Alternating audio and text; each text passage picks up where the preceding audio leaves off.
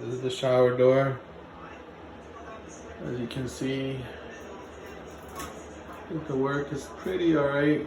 Just a couple of mistakes on the install. But so far it's working good overall. Some things I have to check, but as you can see, the door is closing. Pretty good, but one thing is I realized that, I mean, it's level, but I needed to, this part here should have been a little bit more spaced out.